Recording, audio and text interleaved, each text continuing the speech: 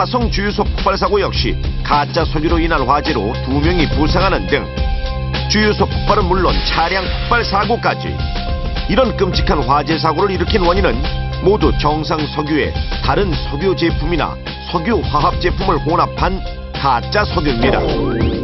생명을 위협하는 위험한 가짜 석유. 한 조사에 따르면 국내 위험물 폭발 사고의 20%가 가짜 석유로 인한 것.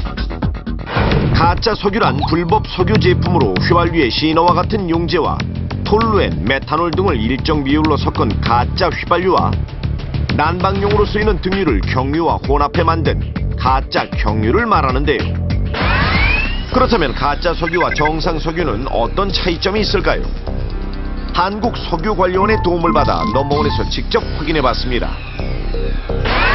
육안으로는 구별하기 힘든 가짜 석유와 정상 석유.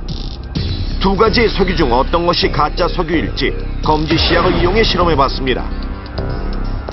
첫 번째 석유에 검지 시약을 떨어뜨려 본 결과 색이 변하지 않는 것을 확인할 수 있었습니다.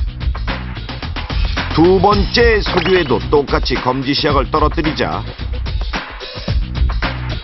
점차 진한 보랏빛으로 변하는 것을 확인할 수 있었는데요. 실험 결과 검지 시약에 의해 보랏빛으로 변한 화면 왼쪽의 석유가 가짜 석유로 밝혀졌습니다. 하지만 전문가가 아니면 육안으로 구별하기 힘들어 더욱 위험한 가짜 석유. 그 위험성은 어느 정도일까요?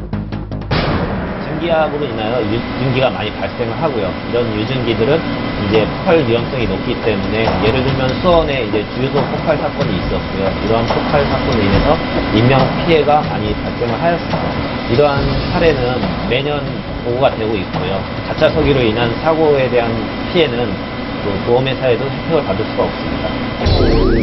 끔찍한 폭발과 화재로 인명피해까지 이어질 수 있는 가짜 석유.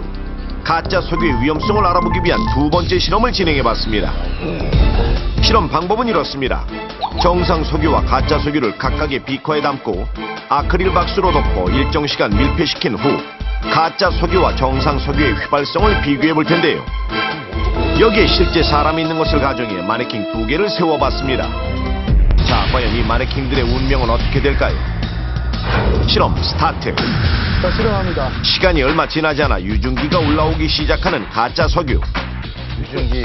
정확한 실험을 위해 조금 더 기다려보기로 했습니다. 알았어. 1시간 경과. 각각의 비커에 동시에 스파크를 일으킨 제작진. 정상 석유에서는 아직 불이 붙지 않는 안전한 모습. 그렇다면 가짜 석유는 어떨까요? 가짜 석유의 스파크가 일자 오, 대박. 빙음과 함께 아크릴 박스까지 폭발. 가짜 석유의 유증기로 인한 위험천만한 화재가 일어났습니다. 순식간에 화염에 휩싸인 실험장. 더욱 충격적인 결과는 마네킹으로 인한 2차 피해. 폭발과 함께 마네킹에까지 불이 옮겨붙은 상황. 마네킹이 아니라 실제 사람이었다면 생각만 해도 끔찍합니다. 아, 석유는 괜찮은 거예요? 그렇다면 가짜 석유와 진짜 석유, 왜 이런 차이를 보이는 걸까요?